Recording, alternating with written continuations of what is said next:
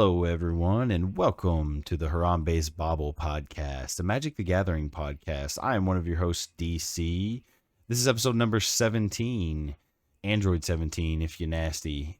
Joining me, per usual, is my good buddy and co-host, Will. What's up, Will? Not much, man. How are we doing? We're doing, surviving with all the craziness going on in the world. The last bit of my mental is hanging on by a Solarian winds of razor thinness. So Yeah, I feel you there. I think about the only good thing going on right now is the little bit of sunshine that we got today. That was probably the highlight of the day and the yeah, week. yesterday and today, just not bad. This all the snow, basically all the snow melted, which is crazy because there was, I mean, between the 2 weeks where it just froze everything. What you think there was like a foot total probably in places? Yeah, for Yeah, sure. Which for down this way, I don't remember seeing that much snow ever. doesn't happen So it's often. right. Yeah, but I'm with you, man. The sunshine does So a homie good.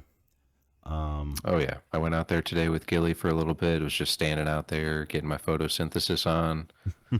It was good. Felt good. Much needed. Yeah, we also got in some much needed games last night. We didn't get to play the week before.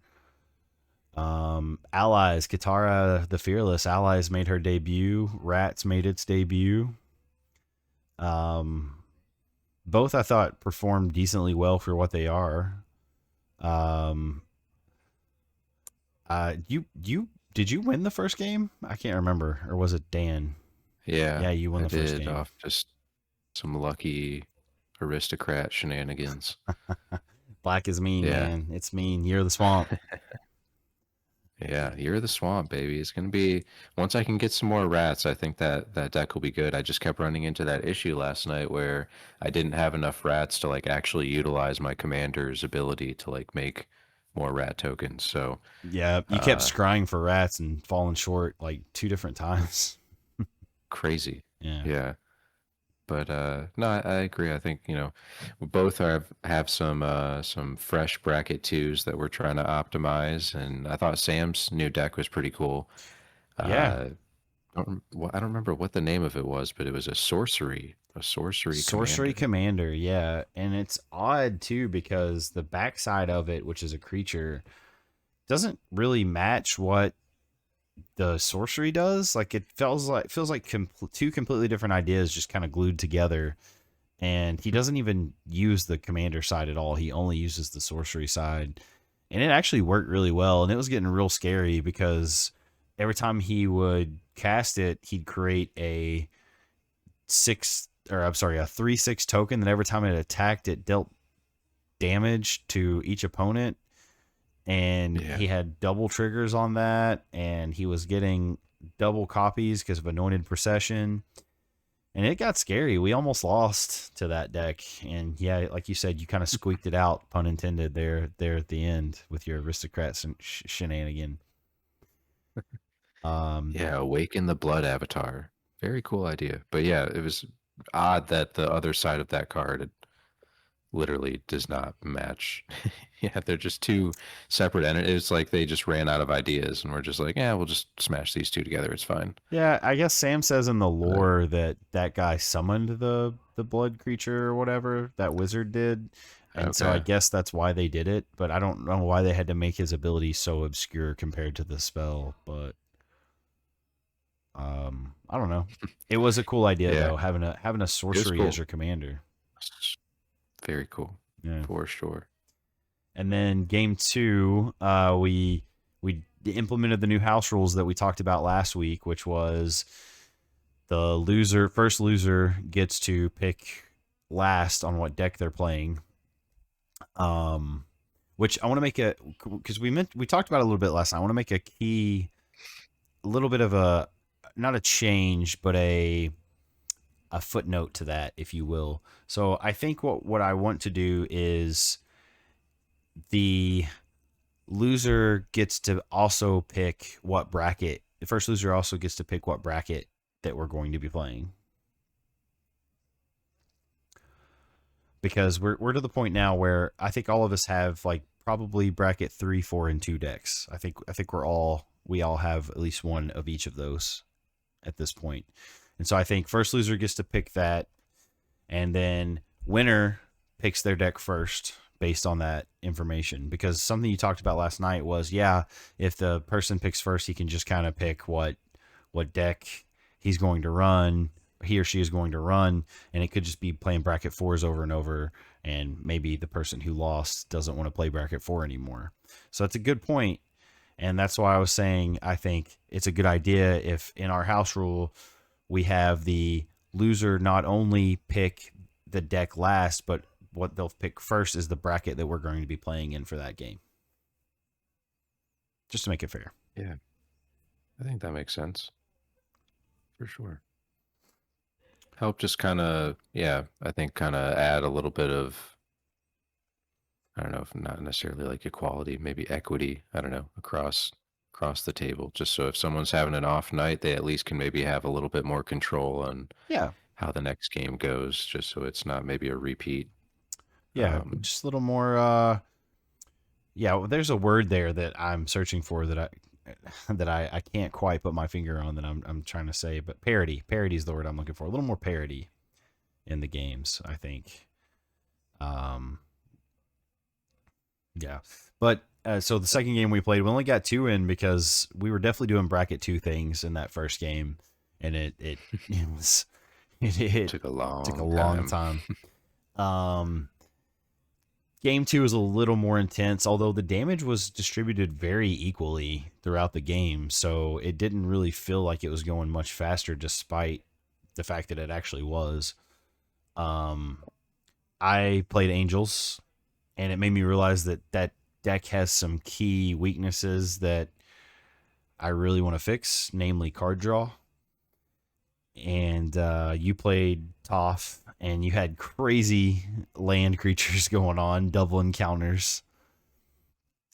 Dan played Mothman. What did he play first game? I can't remember.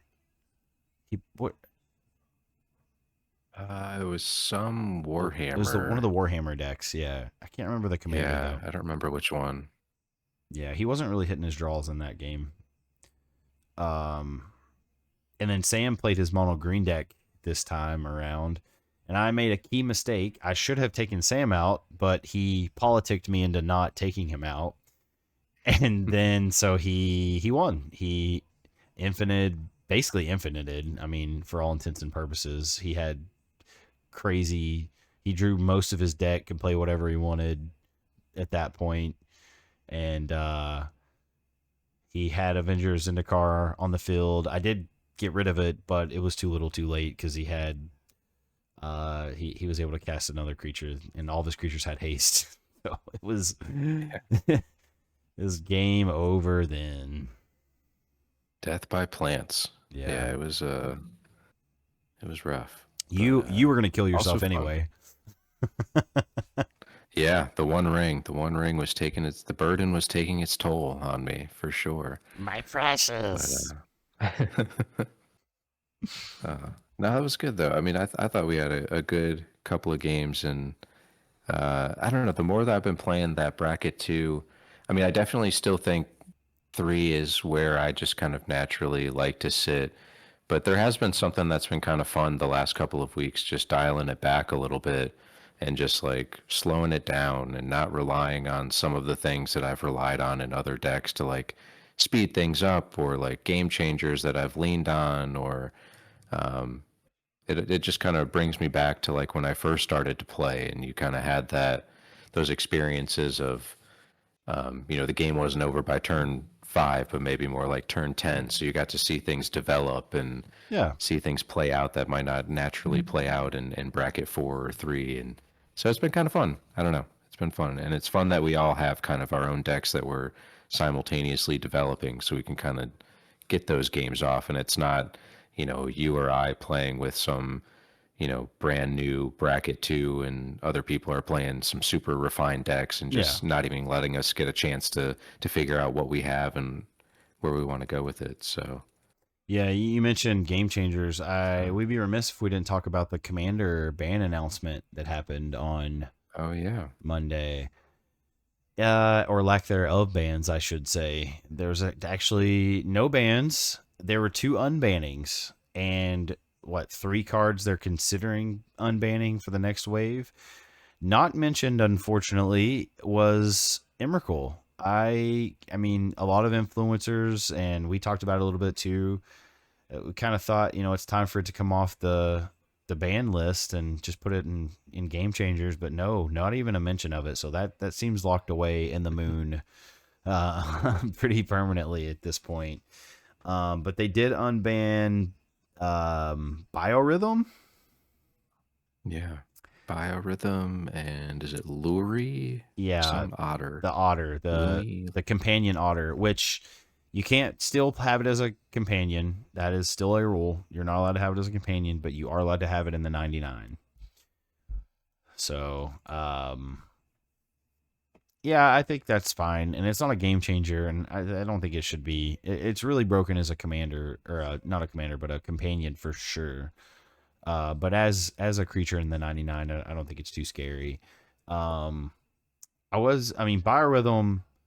It is interesting. It also is not on the game changers list. Am I correct about that? They didn't put Biorhythm on game No, it changers. is. Oh, it is. Okay, okay, okay. It is now. Yeah. So they didn't put Luthery or whatever, however you say it, but on the game changers, but they did put Biorhythm, which is probably good because you can find ways to immediately end games with that card. Yeah. I think it's good though. I mean, they unbanned Coalition of Victory, which was also like a 9 or 10 mana potential game ender. Yeah. This is a 8 mana potential game ender, sorcery speed. I don't know. I'm not mad at it. It was funny watching the price just shoot up from, a couple of Overnight. bucks all the way to, yeah, it's almost $40 now, which is crazy. I wonder how many people Um, got the orders in like right during the ban announcement before the price shot up. right. Yeah. Yeah. Yeah, Yeah. honestly, it felt kind of like a nothing burger announcement. It didn't affect our pod at all. I am surprised. Like a lot of people expected Ristic Study to get banned, but they kind of just said we see no evidence that that should happen, which I know you're crying over for sure. I don't know. I mean, I hate Ristic Study. I will say that. It's incredibly annoying to play against because it's not like you're just having to worry about, are you going to pay the one? It's like there's seven other dumb enchantments that are going to fuck my world up for the next 45 minutes. And they're just sitting over there doing nothing. So, yeah, I hate Ristic Study, but I do understand.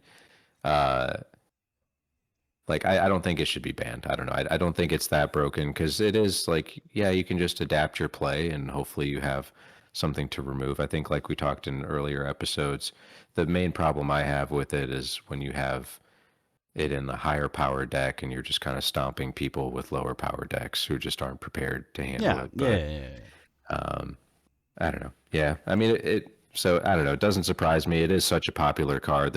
People would have been in the streets. I'm Yeah. sure all the blue players coming Well, out of their mom's basement. yeah, yeah, exactly. They also talked about three cards that they're looking to potentially unban next time around, um, based off of community feedback, I suppose. One of which was Sundering Titan, which fine. I really don't see a problem with that one being unbanned.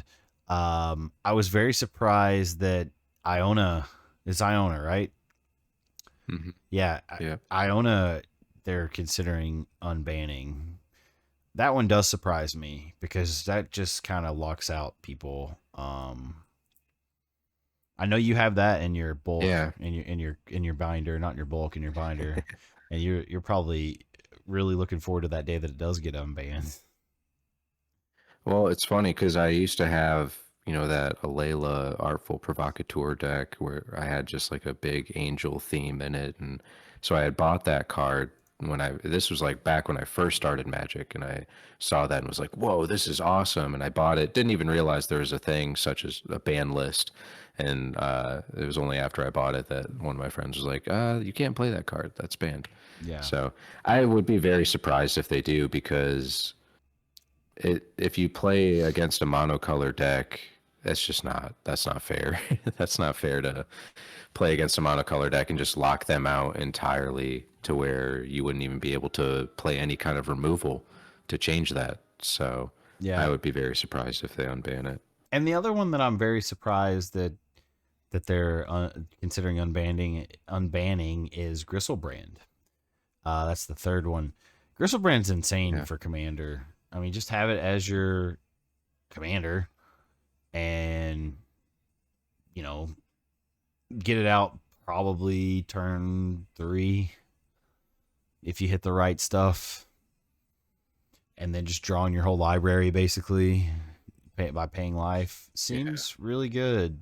Seems really hard to deal with. Yeah. And especially, I mean, he's 7 power with life link, so he'll just get back whatever life you did pay. And even if you probably don't even care if you're running this, you're probably doing life loss, life gain Mm-hmm. to where 7 life is just going to be nothing for you. So Yeah. crazy card. I'd be surprised if they unban that too. Yeah, it is very, very strong.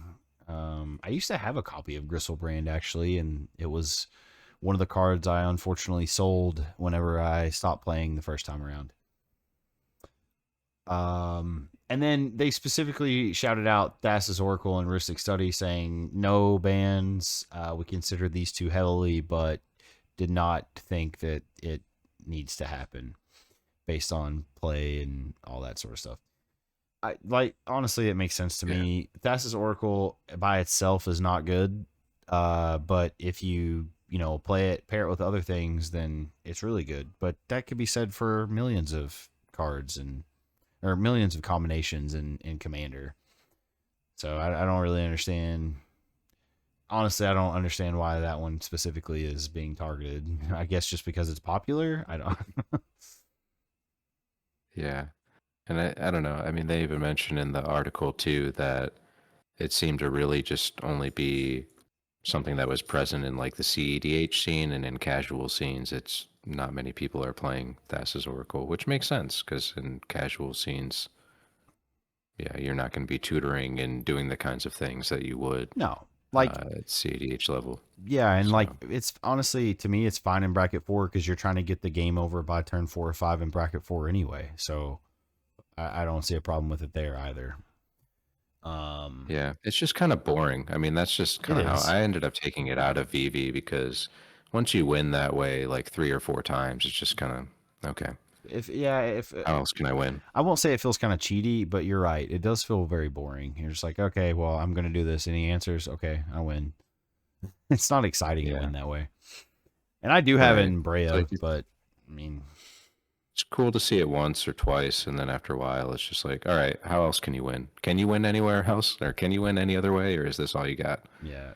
But I mean, Um, I run tutors in Brea, and I don't remember the last time I specifically tutored for that combo. Like I try to win with other combos.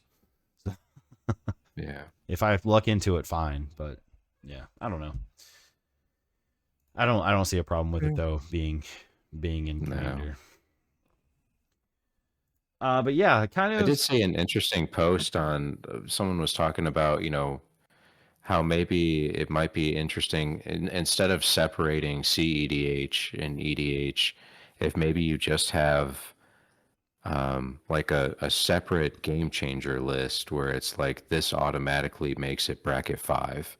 And I thought that was kind of an interesting take on it where you don't have to necessarily completely separate the two, but maybe have like a separate list of, if you're playing these cards, that automatically means that you're bracket 5. And I thought that was kind of a creative way to handle that.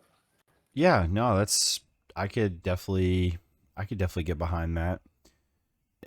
I mean, we talked about it last pod too, but the bracket system needs heavy refining. Like it's a good preliminary idea, but we need some. It's been enough time. We need some fine tuning. We need to help. They need to help players understand where decks are, because right now it's just too much up in the air. Some decks feel way more powerful in bracket 3 than they actually than other bracket 3 decks, and vice versa. So bracket 3 just Yeah. seems very muddy right Yeah. now. and it's very kind of hazy on like how you can have cases of decks that maybe don't have any game changers, but don't behave as most decks that don't have game changers. Like for the example of Tifa, like Tifa has 0 game changers in it, but a lot of people would not be happy if I just was advertising that as like, this is bracket 2. What do you Yeah. mean? This is bracket 2. So yeah, definitely more guidance, I think, on how to handle those kinds of things of knowing, okay, well, I don't have, because I think that's something, as I've been thinking about the rat deck, for example, we were talking today about how we have a couple of decks that we want to keep in the bracket 2 range. And that's one thing that I'm envisioning struggling with of like, well, how do I know that this is just a good bracket 2 Where's the cutoff? versus Yeah. versus this is really bracket 3, it just doesn't have game changers? Like, what's the difference between that? It's pretty asinine right now, the So, definition, because like, right. so they also announced that Farewell is now a game changer, which it probably always should have been. That card's stupid. I mean, it's one of the best decks in Commander, period. Just resets the game. I mean, just straight up. If it doesn't get countered, which a lot of times it never does. um, but it made all of my bracket 2 decks immediately, not all of them, but a big chunk of my bracket 2 decks bracket 3s, because I run that in basically every white, every deck that I have white in runs that card. And I also brought up to Dan, I don't know if you heard me mention it to him, but what about all the precons that have been printed with Farewell? Because there's a ton of them that were printed with Farewell. Like, all those are automatically bracket 3 now. Like, that can't be right. Like, we got to have some better definition. Yeah. Yeah, I think it's definitely a good start. I like this a lot better than, the previous system of just going to a website and putting your deck list in and seeing, from 1 to 10 what it would be. But I Mm-hmm. think there's a lot more structure now, which is good. But yeah, some of these fuzzy boundaries, like in between 2 and 3 and 3 and 4, I think there's just a lot more to kind of work out. We have some metrics, right? We have like, how many game changers do you have? Do you have mass land denial? Do you have chaining extra turns? Around what turn are you going to end the game? But I think there's just got to be like a couple other metrics that we add on to that. Yeah, because, like, Ishin, for instance, yeah, it has Farewell in it. Is that a bracket 3 deck? No, that's not even close to a bracket 3 deck. Like, it does one specific thing, and if it doesn't do that specific thing, it loses. You know what I mean? Like, it's a bracket Yeah. 2. It's a core deck, and it's just uh, we can't be putting, like, just because it has a quote unquote game changer in it, that it's automatically bracket 3. Like, that doesn't fit, in my opinion, at all. Yeah. But I'm with you. like you said, it's definitely better than what it was. So hopefully they take, people's feedback into consideration, and we start to hammer out the fine details and make it applicable across the board. And in 20 years, we'll be able to tell all the U's, I was there when they made Yeah. the bracket system. Yeah, I did see an interesting metric from their they had their earnings report or whatever for stakeholders, and some of the stuff got released from that. And first of all, they have the rights to make Harry Potter. Hasbro has the rights to Harry Potter, but they did specifically say, we're not doing Harry Potter. We have our own mages and witches school of Strixhaven, and we're going to focus on that. So Yeah. no immediate plans for Harry Potter. But something that they did show was like the demographic for the average player, and it's like 35 years old is the average demographic. I'm like, I feel seen. Right. Yeah. Some representation, baby. Yeah. Yeah, but again, kind of a nothing burger of an announcement, to be honest. It wasn't very Yeah. exciting. I'm still holding out hope that maybe one day we'll get to see my boy Dockside.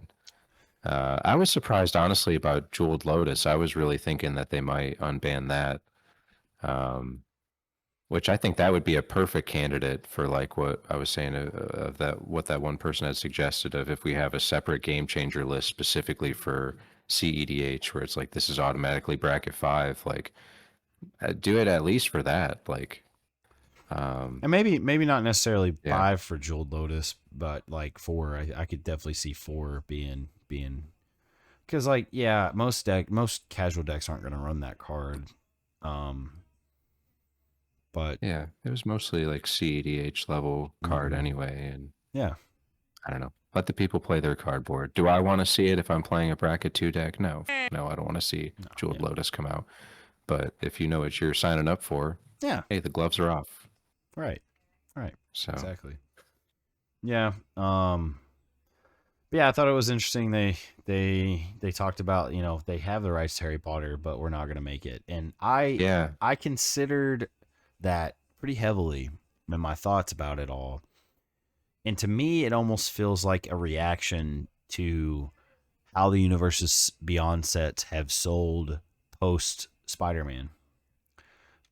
Or I'm sorry, post Final Fantasy, because Final Fantasy pre-sold a ton and then it kept selling, and then we got to Edges of Eternity and it was like, well, maybe this set isn't that powerful. And now we're seeing it really wasn't that powerful. And then people pre-bought Spider-Man because it was Spider-Man, me included. And they kind of reacted to it with the thought of, okay, this is gonna scalpers reacted to it with the thought of Final Fantasy numbers, like, okay, this is gonna pre-sell a ton, so I need to get in on the action. Well, a lot of them lost their ass, which is good, honestly, scalpers. Um, but Avatar didn't sell that well. Not at all what they expected, and I don't think Ninja Turtles is pre-selling like they wanted to pre-sell either. So I think maybe us Magic players are starting to speak with our wallets, and while I don't think they're going to remove those Universes Beyond sets from standard anytime soon, I do think that they might start to scale back the Universes Beyond sets. I think they're seeing it not make the kind of money that they thought it was going to make. That's my theory. Yeah. I was surprised to see that response from the Wizard group, specifically calling out Harry Potter, because there were a couple of partners that were mentioned. What was it, like K-pop Demon Hunter, Which we and knew that Secret Lair was on the way, um, yeah. I And can't remember what else there was. There were a couple other partnerships that they had advertised, and Street so Fighter, I think.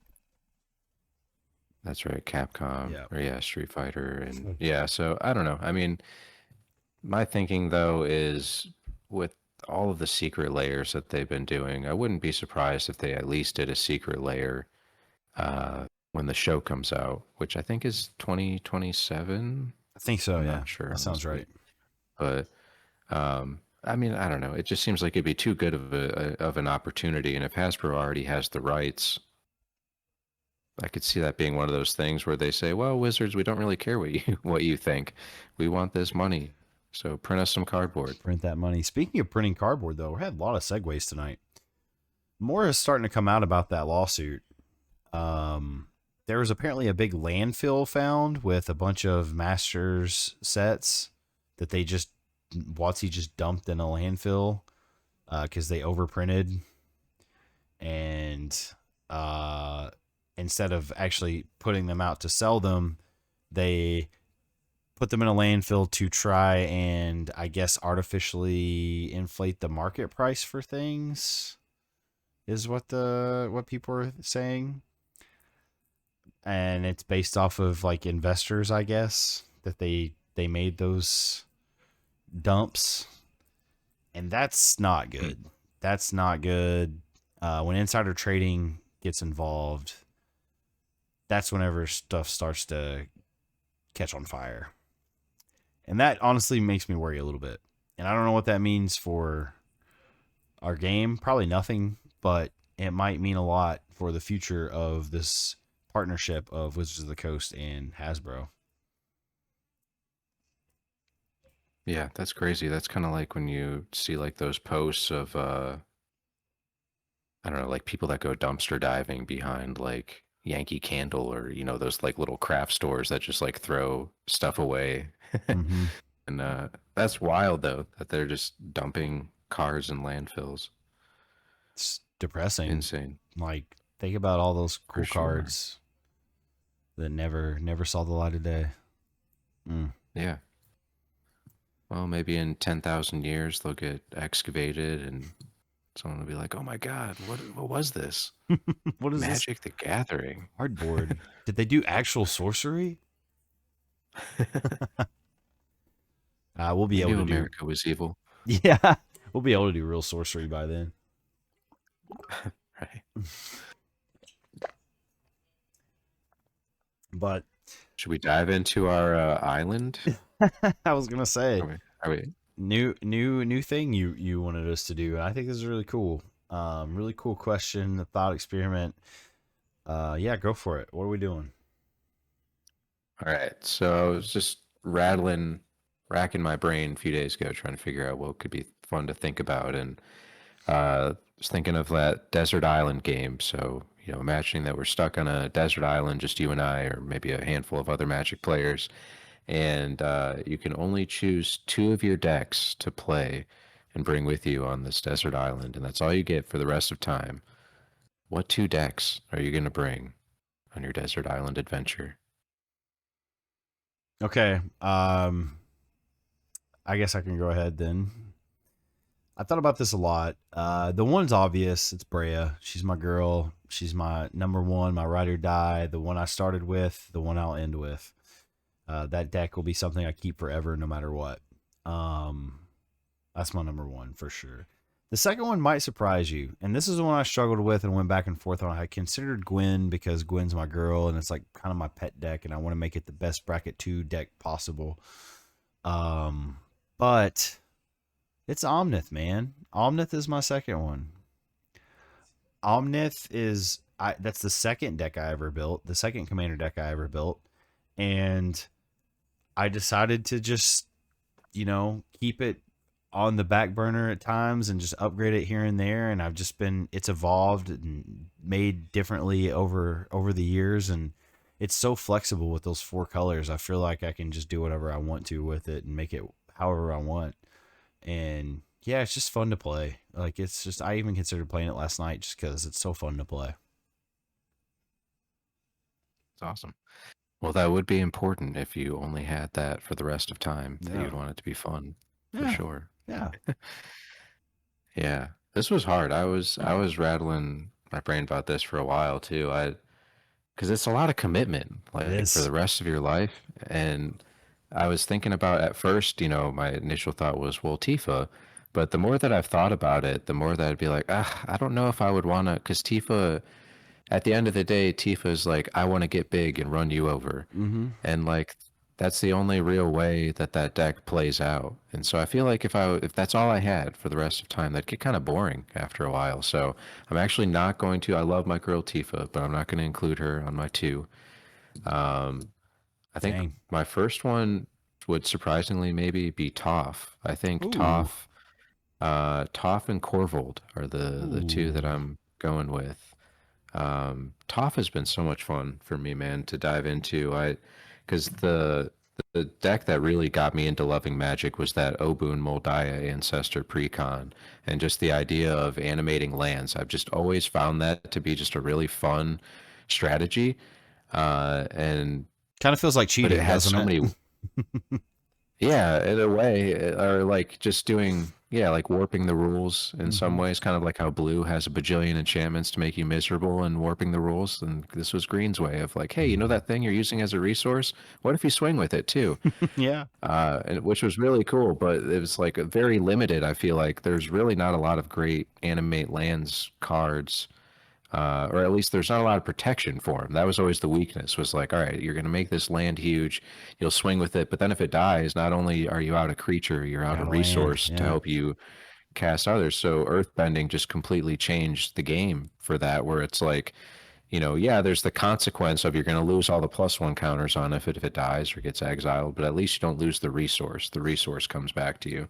So I've had so much fun, dude, diving into Toph and just like reinvigorating that like animate land side of me that first got me into Magic. Mm-hmm. Um, and I think Corvold is just so different from the other decks that was what made me choose that. Of like, I wanted to just have 2 that would be very different in how they play.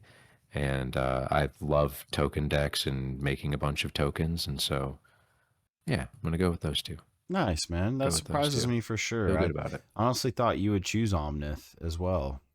Um, Yeah, I was thinking about it. I think, Omnith will always be fun for me to play, but I think I just played it so often that it's just kind of, I don't know. It's like when Frodo gets back after Mount Doom. He's like, the Shire was saved, but not for me. And it feels, I don't know, in a weird way, it feels like that, where it's like I've played with it for so long that it's just not the same I get anymore. it. Yeah. I love it, but Yeah. Well, and that's why, yeah. like I said, I've evolved Omnith so much. It was straight landfall triggers when I first built it. And then I changed it to like, well, let's just ramp and play big Elder Aussie stuff. And like just big creatures. And now I've like, you know what? Let's get combos going with it.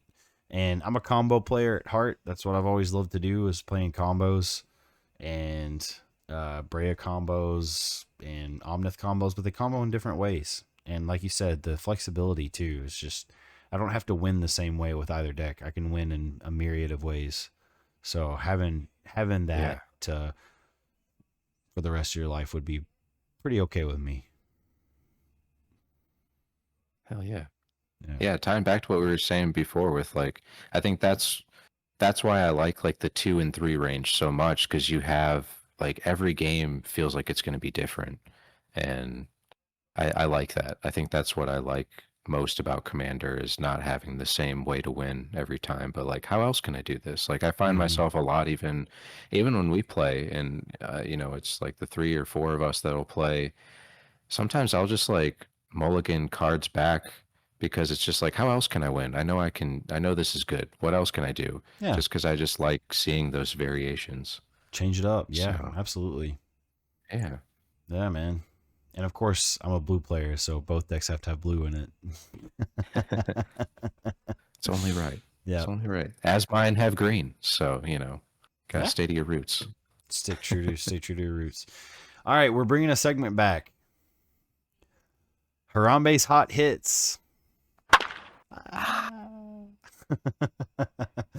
um, yeah, we're We're bringing back. it back. We're back. Harambe's back, bringing in some heat.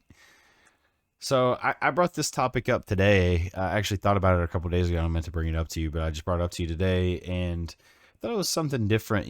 Like we've done colors, right? Well, in your personal decks, like what are your favorite 5 cards in your 99? And we're both gonna pick a deck and talk about our 5 favorite cards in that deck. We're gonna do one a week, so give you something to look forward to. I'm gonna start off with so I played Angels last night, Giada or Miku if you nasty, and it made me think a lot about that deck and like what I needed to do with it, but also like what is fun to me about that deck. And you know, it doesn't combo or anything like that. It just kind of flies over the top and tries to win that way, and it gains a lot of life. And there's nothing better to do those things than Resplendent Angel. Resplendent Angel is 1 anything 2 white. It's an angel, just a regular creature angel. Flying at the beginning of each end step. If you gain 5 or more life this turn, create a 4/4 white angel creature token with flying and vigilance. It's a 3/3. That seems kind of narrow on the surface. But then you get to its second ability. You can pay 6 mana, so 3 anything and 3 white. Until end of turn, Resplendent Angel gains 2/2 and gains lifelink. So there's so much flexibility here. This is great early game because you're probably going to have some life gaining stuff in white anyway. So you might be able to cheat in an additional 4/4 angel, which is just so killer and hard to deal with early game. And then late game, you can just make this thing produce you an angel, and maybe on additional turns too if you've got enough mana because it's each end step. So you might be able to create an angel on someone else's end step if you block with it and pump it. I think this card is so flexible and so cool. It's one of my favorite cards to play with in this deck easily. It did work last night. It saved my butt. Just creating those tokens. And yeah, I mean, even just 3 mana for a 3/3 flyer and that first ability is great, but being able to have that flexibility on the second ability is just super good. And you can get it for as cheap as 487. And believe it or not, the cheaper, I'm sorry, you can get it as cheap as 380, $3.80. Um, which is the version I have, and I'm surprised people don't like this version. It's the full art version. And I think it's really pretty. It's like kind of like Aztec-y, and I think Yeah. it looks sick. I would not want the other versions. This is the version I want, and I'm glad I have it. And get it for under $4. So consider this for honestly any white deck. Yeah, there's so many good ways to incorporate this, and you could do it in an aristocrats deck with this. Um, Obviously in an angels deck. Any deck that loves tokens or gaining life, why not? Flying and vigilance. The vigilance is the killer too, I feel like. Yeah, the So angel cool. tokens, yeah, still good, man. Yep. Oof. That's awesome. Love that card. All right, for my deck, I think I'm gonna go with Toph and just have some reasons to talk about Toph. Talks about Toph with Will. Hey, Uh, Toph is the best character in Avatar, so I'm about it. Toph's that G She for is, sure. man. She is. All right, so the one that I went with is honestly, this is probably one of my favorite cards that I own. Not that it's like objectively crazy good, it's just subjectively one of my favorite cards that I own. Okay. And that's Mael's Aria. Mm. It's an enchantment that is red, green, and white.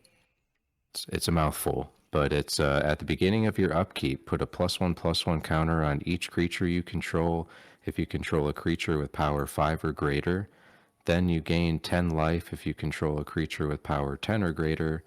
Then you win the game if you control a creature with power 20 or greater. You know, I love me my alternate win cons, and this one, I mean, I got this card very early on into my Obun Moldiah Ancestor pre-con days, and it's been riding along in the binder ever since, just waiting for that chance to get back off the sideline. And I love this. I mean, in most instances, you're not going to get the second or third trigger to ever happen, but that's fine. In a deck that loves just putting +1/+1 counters, even just 3 mana to do that every upkeep is very valuable. But I've had a few games where I've been able to, the end step before my turn, play something that'll double +1/+1 counters on my creature and get that up to 20. And so it's just kind of a fun way to get an alternate win con. Worst case, it's a distraction that people have to worry about. And if they don't, then it usually doesn't work out well for them in the end. But just fun. I don't know. Yeah, man. This card fits perfectly in Toph. Like you said, just being able to add when one counters things, that's valuable enough for the three. But yeah, it's something you got to pay attention to if it's on the board, because that deck gets out of hand fast with its 1/1 counters. It's funny you mentioned this card too, because talk about cards I used to have. I used to have one of these cards, and it was worth like 10 cents at the time because there's just no play value in standard for it back then. But it was first printed in Lara Reborn, and the first booster box I ever bought was a Lara Reborn, and I did pull one of these out of it. Um, and yeah, I was like, "What? This card sucks. This is a bad rare." But now, it's found a home, and I think that's really, really cool. Heck yeah. Yeah, Always got to throw in those alternate win cons, just yeah, sprinkle them in for fun. yeah, absolutely. Um, yeah, I will say I hate reading this card every time I it's play a it. lot It's of just such a text. mouthful that it's like, all right, buckle up. Yeah, it's a lot of text. Yeah, But that's something I was considering too for Angels. I was like, how do I win other than just attacking over the top? Because that sometimes just doesn't work. Um, and so I had to think of that too, because like I said, I want to make it a really good.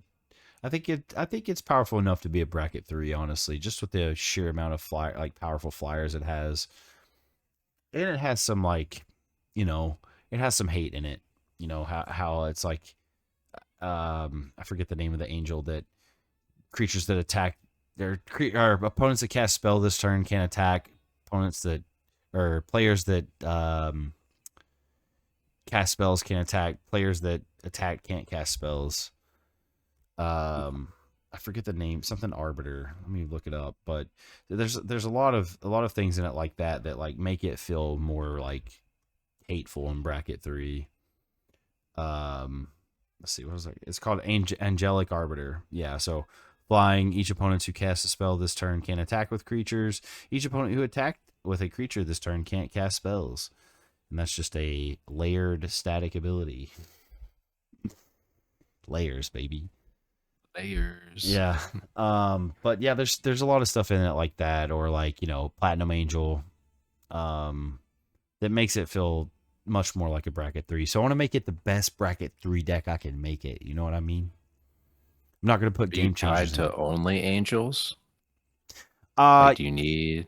yeah, for the most part, yeah. Like I considered buying a Helioid. Oh my gosh, I can't say his name. Helioid. Is that how you say it? Heliod. I would say Heliod, but I don't know. Heliod. Yeah. It's Heliod. You're right. I can't English right now. Heliod. I considered him and like even infiniting with him, and I was like, I don't want to infinite in all my decks, so I didn't end up getting him. But I've got some fun surprises that are on the way in the mail. Okay. Yeah, yeah, just some alternate Cool. ways where I can maybe take out opponents. That's Aether not scary or anything. So, Aetherflux okay. Reservoir is in it, and that's a pipe dream, but it could happen. That is the perfect deck for it, for Mm-hmm. sure. I mean, you had what at one point last night, you were up in like the 60s in life, and we all were down in like 15, 20. Mm-hmm. Like, you get life very quickly in that deck for sure. Yep, all those counters that Giada puts on angels, and a lot of them have lifelink. Pretty hard to deal with. For Giada is sure. busted as a commander, man. I'm telling you, like that card's stupid. So strong. Yeah, 2 mana. So cool, though. I mean, for Angel Tribal Commander, very Mm-hmm. cool. Mm-hmm. Yeah, but you know, I've still got like several pieces for Katara still in the mail. God knows where those are. So like that deck that's not done yet. But as a rough draft, I was happy with what it did, or what it potentially can do. I'm building goblins right now with Krenko. I'm building the ghoul, even though he's not even getting shipped till next week. But I'm kind of pre-building that. I've got another deck I'm shadow working on. That'll be fun. And yeah, just kind of casually trying to make all my other decks a little bit better here and there. So it's a lot to think about, but my ADHD brain loves it.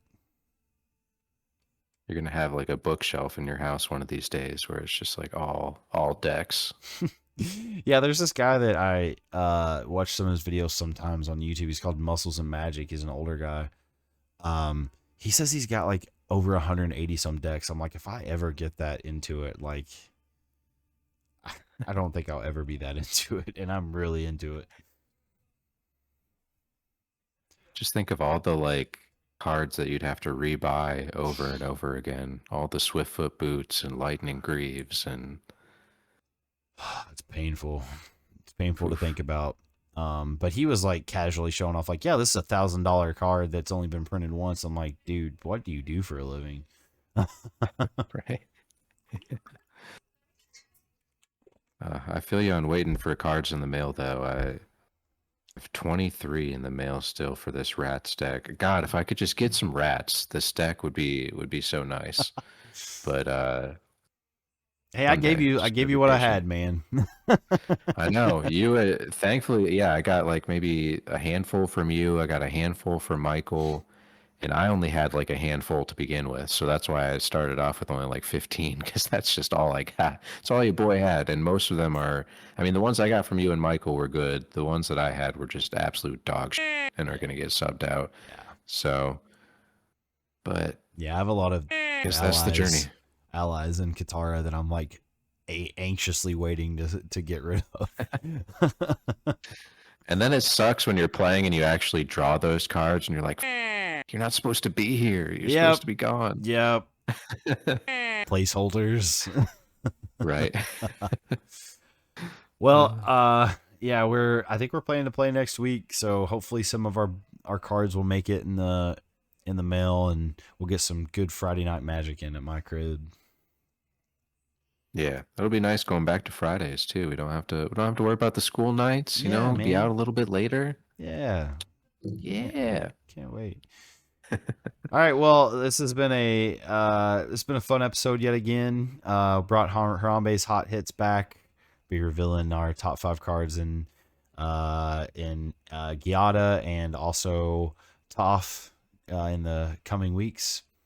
And I think we'll do like a synopsis of that somewhere whenever we're done revealing, just to be like, consider these for if you're building these decks. Yeah. Yeah, that'd be good. All right. Well, I don't have anything else. Do you? All right, well, bye.